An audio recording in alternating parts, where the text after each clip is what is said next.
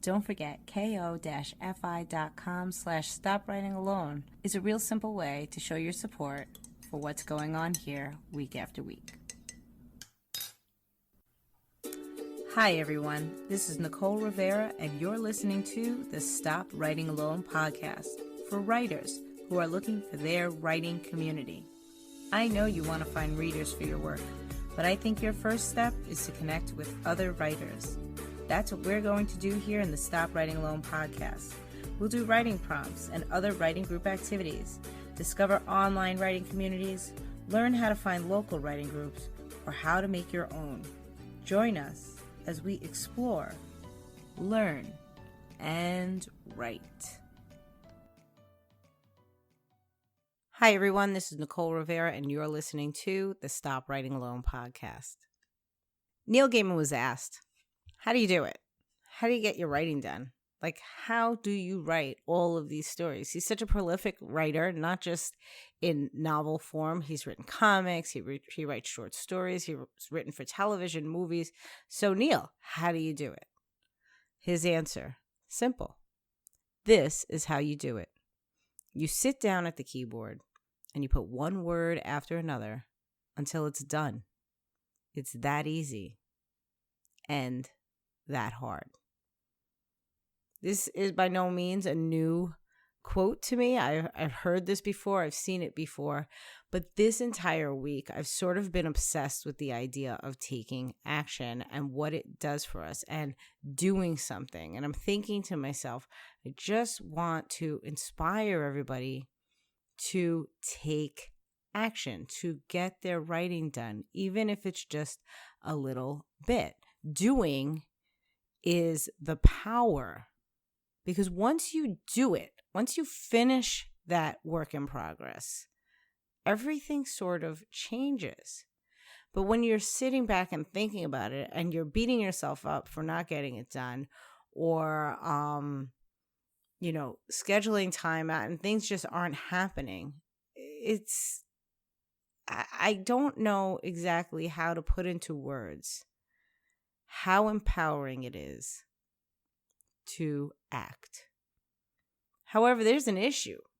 There is an issue with the way we think about these things, because when I'm telling you to do something, when I'm telling you to finish your novel and to finish your work in progress, I bet you, some of you, are thinking that means to have it done perfectly. And you're saying, I'm not ready yet. I'm still learning how to plot. I'm still learning how to write dialogue better. I'm still learning how to revise. Ladies and gentlemen, this is not what I'm talking about. When I say do something, I mean do it dirty, do it messy, get comfortable with doing something that you might not be proud of at the end. Because believe it or not, and this is where it is, it's kind of difficult to sort of wrap our heads around, you will be proud even of this messy, horrible thing. Well, it won't be horrible, but that's, what you're thinking it is. I've been thinking about this. On Wednesday, I wrote a whole post for Medium and on Instagram surrounding the Neil Gaiman quote about doing something, about taking action, and about how hard that actually is. And as I'm doing this, writing this post and talking to people about it that are reacting to the post and writing to me, a lot of different things start coming together for me. The first is, like I said, in order to do, you have to be comfortable with the messy. And as I'm thinking this and realizing that some people that are reading this advice are not really feeling comfortable with doing that, I happen to be on Medium, and I see one of my buddies from my book club has written a post of her own on Wednesday. And this is from the fabulous Jenna Britton, writing a post that says why you can and should be the worst, which is hilarious. Because what Jenna writes about is how she herself has just started a podcast. And she feels like she's not good enough to do this. She actually says, I'm listening back, I'm doing it, and I'm just not good enough to do this. But this is the clincher of her post. This is the best part. She said the last line is the kicker. Every fear and frustration that's popped up over the last month, and let's be honest, in all of the months I put off getting started on this project, boils down to this fear. I'm just not good enough to do this. You might think I try to talk myself out of this or hope that you comment and do it for me, but I'm not. What I've realized lately that it is true. I'm not really good at this. She goes on, and at the bottom she says, it's okay, because this is the worst I'll ever be. Be brave enough to suck at something new. This is what you have to do. This is what you have to do today. And if you're stuck in a place where you simply can't do it today, you have to schedule it for tomorrow. This is exactly what I wrote on my post. This is what I wrote on Instagram. I want you to do something. And I want you to do it as soon as you can. And in order for you to do it, you have got to be okay with it not being right. I mean, I feel like I'm back in my classroom. My students were terrified of math. And the reason why they were terrified of math is because for years, I taught high school. So I didn't see these kids until they were 14 years old. For years, what happened? Every single time they got something wrong, the red pen came out. They were, whatever, like all of these negative things associated with the incorrect. And here I was saying, just do it anyway. And they're looking at me like, yeah, but you're the teacher. I know what's going to happen. I'm going to do it wrong, and you're going to tell me I'm wrong. And how do you fix that? Well, I used to intentionally put wrong problems on the board. It was a twofold process. One is to see if they were thinking critically and watching and identifying mistakes. And the other was simply to have a physical representation of mistakes being okay, coming from me, the supposed authority in the room. Now, I want to do this for you, and I want to tell you that I've been doing this for you for a year now.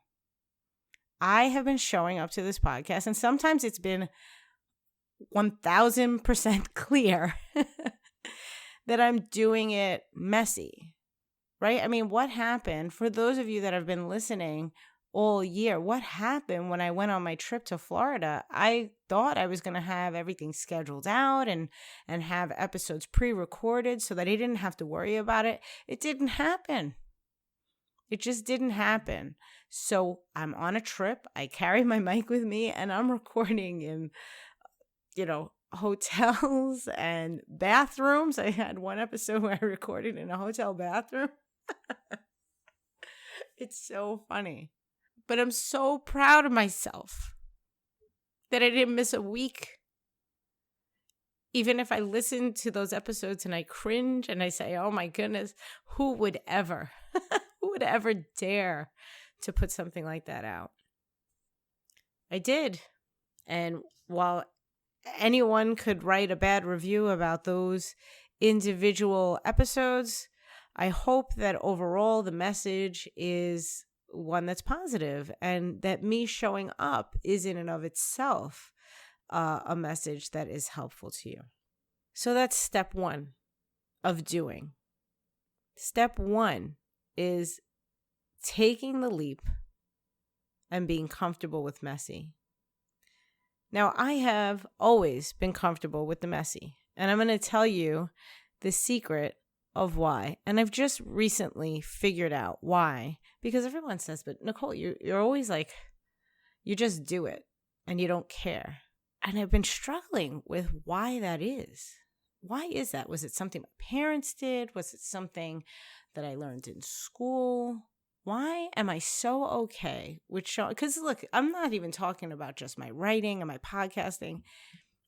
if you follow me on Facebook, or I think I've done it on Instagram too, like I will take pictures of myself looking like a hot mess, and it's just like funny to me. Like, this is me. This is the reality. And I'll have family saying, I would never post a picture like that. How could you do that? And I'm like, it's just all part of the same thing. But I just recently figured out why. And it's kind of a little sad. What you may or may not realize, and I think I've discussed this before, is that I don't know if the word is insecure. I have a low self-esteem. My self-talk is not great. That internal voice that is always playing around in my head, she has so much to say about all the things that I do wrong. I mean, like, all the time. And so my ability to show up in the world messy is my way of trying to prove to the world that my inner voice is right. This is the sad part. I realize this is exactly what's been going on. Because everyone will say, oh, you can do it. Oh, you're beautiful. Oh, you look nice. Or you're such a great writer. All of these, you see, like, you hear the tone that I'm saying it in, that I don't necessarily believe all these things. So I hear these things, and I trust the people that say these things to me deeply, and I do, and I don't want to think that the world is lying to me. But there is a voice inside me that is with me more than anyone else, and she keeps telling me the opposite. So I show up in the world with my mess, and I say, but look, I know you think, that I'm great or whatever. You think I'm a nice person and I do all these things, whatever. But I need to show you my mess, because the inner voice is telling me, is seeing this. She sees this. She knows the truth. So I'm going to show it to you. This is what has been going on and why I continually show up. I think this is a deep-seated reason as to why I keep showing up with my mess. And when I do so, if it's a real mess, and people come back and agree, Nicole, that's pretty bad. You looked horrendous in that picture. You really shouldn't post that. Or, you need to rewrite that story. That's not ready to go out into the world. Or, gosh, I wish you would have edited a little bit on that podcast. Whatever it is, if someone agrees with the inner voice, sees the proof, and says, I see what you're saying, then the sad Nicole wins, right? So here's where the twofold comes in. And this is why, this is something that I literally just figured out this week in a tangible way. If sad Nicole wins, and that all she wants is for me to just sit in this house and do nothing, well, then that's what would end up happening. And when I was sick for a long time, that is exactly what kept happening.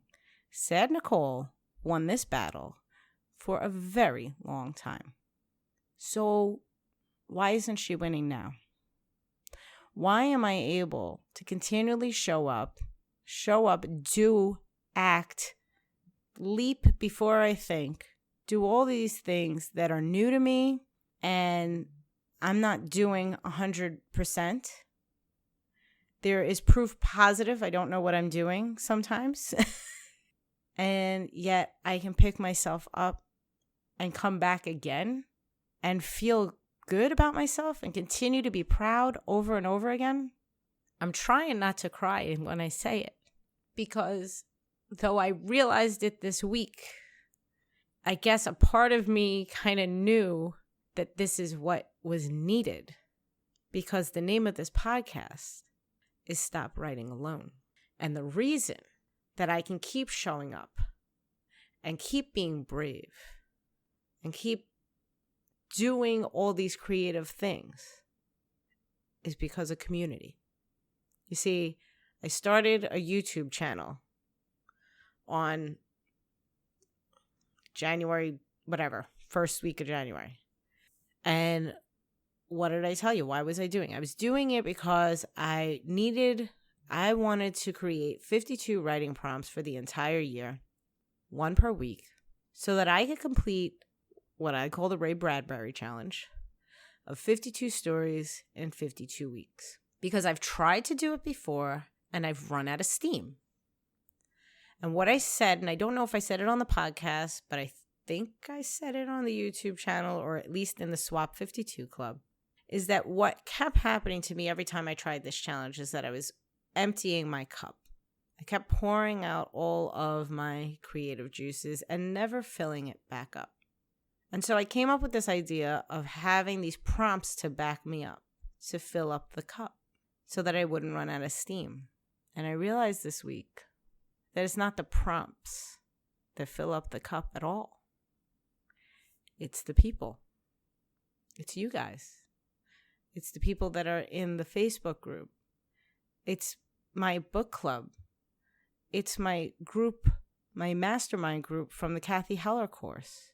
It is my people that I see and can share these creative adventures with, who are on the same page, who are also daring greatly and get it.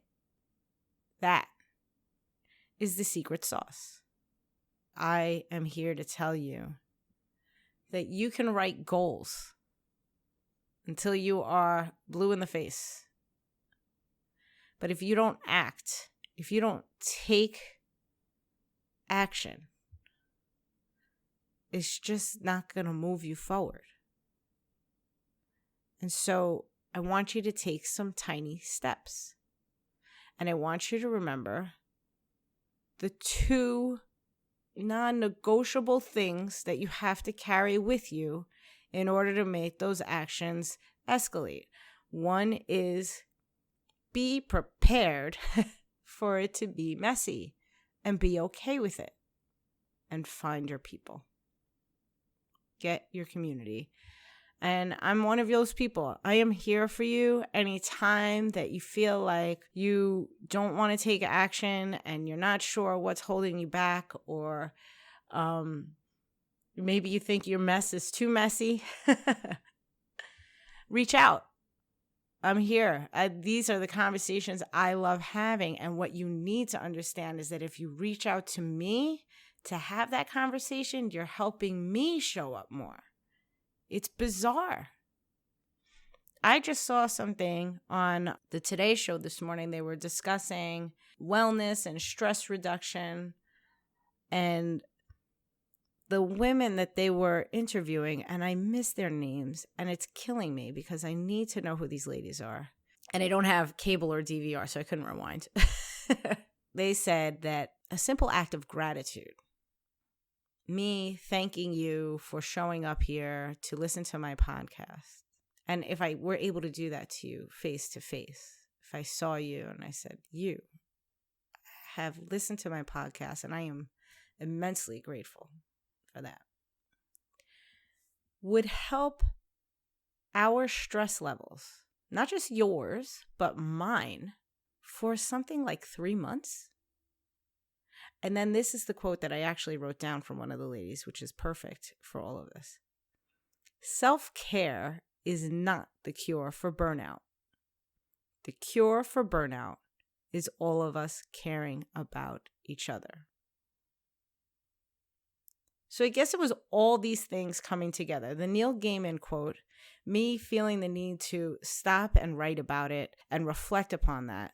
Also, I should note, and I'll put in the show notes, an article I read yesterday concerning the invisible side effect of depression, or the less spoken of side effect of depression, called the impossible task, where when you are stuck in a depression, things become impossible. And it's complete nonsense to anybody from the outside. These are simple things. It's even complete nonsense to the person suffering, when they're not suffering. It's, why couldn't I pay that bill? It's just, opening the envelope and sending out the money. But when you are in depression, things become impossible, simple things. And the cure for that is also reaching out, connecting with others, telling your people. Sometimes I have these issues with impossible tasks.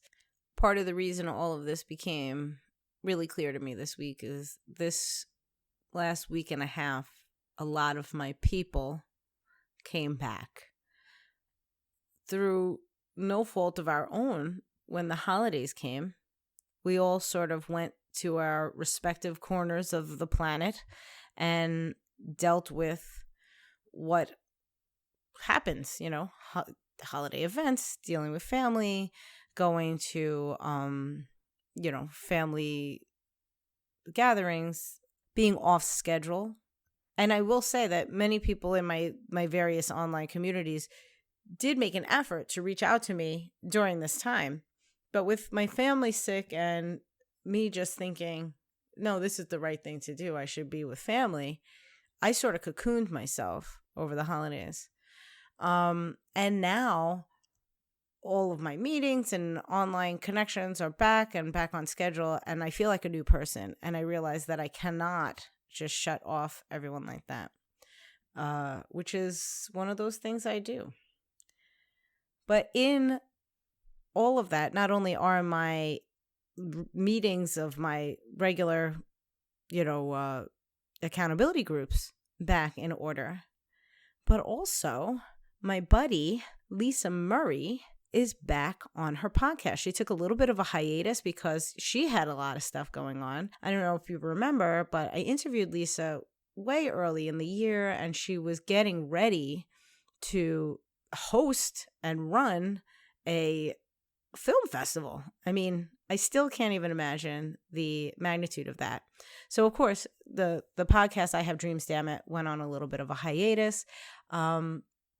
But she's back. And even just hearing her podcast again was one more, filling of my cup. It's like, oh, Lisa's back. And I highly recommend listening to her last two episodes. I think the last one was episode 17, so that you can, if you're listening to this later, you can tap in. Yeah, her most recent episode, episode 17, is where she talks about what is our fatal flaw. Fantastic episode, and really, as Lisa does, gets you deep thinking about what's going on, what are the things that are holding us back, and a fabulous listen. But I also reached out to her, since I did interview her this year, to get her to call in to let her know from her own perspective where she's at, what she's been doing. And so I'd like to turn over the episode for a moment to Lisa Murray. Hi, Nicole. It's Lisa Murray. Happy New Year. I had a crazy 2019. It started off strong, and then I had really big things kind of hit me. And I created a film festival, which was really successful. I started my podcast in January, which was great. So I manifested these really big things, but then this big fear and weird self-sabotaging energy was coming through me. And I finally, right at the end of the year, was able to get clarity with it. And I realized it was my fatal flaw. It's a big thing that I've had in me. I mean, I think we all have more than one. I don't think there's just one. But this thing has been in me since I was like a little kid. And I could see how every time I would start to manifest something big and move in that direction of my spirit sending me in, this thing would kind of stop me. And I was able to identify it, and it's been very healing. But it's going to be an ongoing thing of like working with it. So that's what I'm going to be focusing on in 2020. And really, I do want to get back to writing more. I really love writing, as I told you when you interviewed me. And I hate that I'm not writing more, but I know that what I'm experiencing, I'm really deeply experiencing. And so I feel like I'm always writing, if that makes sense. It probably does to you and to your listeners, because you're writers and you get it, that you're writing even when you're not writing. Okay, well, anyways, I hope you're doing great, and I hope everybody listening has a great 2020. Thanks. So I was cracking up when Lisa's talking about writing when you're not writing. I tried to look for it. I can't find it, but there was a tweet earlier in the week where somebody, hashtag writing community, am I the only one, that kind of plays out all life scenarios as if it were a scene in the novel and trying to figure out, what should I say next? What's the conflict that's going to arise here? It was really a funny little tweet about how this person was struggling with living as a writer because they basically interpreted all of life as fiction, a story to be told. So yeah, Lisa, we're always writing even when we're not writing. But as you can hear from Lisa's call in, the fatal flaw is a huge topic for her. And I think it fits in nicely with this episode because I think some of us, and I know that I'm in this camp as well, I think some of us, when we finally are brave enough to show up and be messy, it is our then fatal flaw that will not allow us to keep showing up if it is deeply rooted, as most of them are. So as I said, I always recommend Lisa's podcast, I Have Dreams, Damn It, but particularly check out episode number 17 if you want to get in on the fatal flaw conversation and hopefully try to figure out what yours is, because it's a great way to find your path to success. Get all these little things out of the way. So it is all of this Neil Gaiman quote saying that, it's as simple as sitting down to your keyboard and putting one word after the other. But the recognition that it is, in fact, that easy and also that hard has triggered this whole conversation. Jenna's awesome article about showing up to podcasting and being brave enough to try something new. And these ladies on the Today Show talking about, the importance of community and how that even trumps self-care. And I 110% agree with that. So, 2020. I know it started a couple of weeks ago, but for me, I'm still thinking that I've not wrapped up my first year of podcasting. So, my great lesson from you all is this: messy action paired with community. And this is choosing the right people, your people that get you and what you are trying to do in that messy action. It's a game changer. It's a game changer. So I want to gift that to you. And in whatever way that I can show up for you and help you take that action and be messy in it and strive to be better every single day, you let me know. I'm here every single day of the week. Just let me know what I can do for you. And thank you. And I will talk to you here again next week. But if you're staying tuned for the writing prompts, so far they're coming out on Fridays. So tomorrow will be, if you're listening to this live, tomorrow will be writing prompt number 2 for our 52 prompts in 52 weeks. And if you are trying to keep up with writing the 52 stories in 52 weeks, we have that Facebook group, which is Swap 52 Club. And I also created a Medium publication for it, which is under the name Swap 52 Club. So you can just post your stories there or follow along with whoever has posted stories there as we go along. I've also created a Stop Writing Alone Instagram account after advice from my mastermind group. So you can find, if you want to see Instagram posts minus all my mom life stuff, that's a great place to go to talk about writing and this creative journey that we're on. That's in fact where I put this post with the Neil Gaiman quote on Wednesday morning. YouTube is NV Rivera. On Instagram, we are Stop Writing Alone. On Facebook, we have the Stop Writing Alone page and group, and also now the Swap 52 Club group. And if you need to email me, we have stopwritingalone@gmail.com. But that's it for this week. And I thank you again for listening. As always, I thank you for showing up. And connecting with me all over the place online. And yeah, I hope to see you soon. And I hope that we get to meet in person someday soon, because I think that could be fun. Have a great week. Happy writing. Go do something. And let me know how it goes. Good luck. One last thing, not writing related at all. If you've been following my personal decluttering journey in my home, and you've seen that I've been in Joshua Becker's class called Uncluttered, he's actually starting a brand new course on January 14th and has offered all of us that are in his class a friends and family discount for anybody who wants to join up for the next run of the course. It would be 25% off, and the code would be FF25. This is not a sponsorship at all. I have benefited greatly from being in Joshua's course, and I do feel like many creatives have this issue with clutter. So if it's something that you're interested in, I know you may have heard about it through my Instagram or personal posts, and I wanted to extend the discount to you. Just head to becomingminimalist.com. Click on course, enter your coupon code, and do so before January 12th, and you will be in the course with me, because it's lifetime access. So I'll see you there, where we can chat about our other messes. Before you go, don't forget to subscribe to the Stop Writing Alone podcast wherever you're listening to this episode today. Then connect with us on Facebook at Stop Writing Alone Facebook page, or in the Stop Writing Alone with Nicole Rivera Facebook group.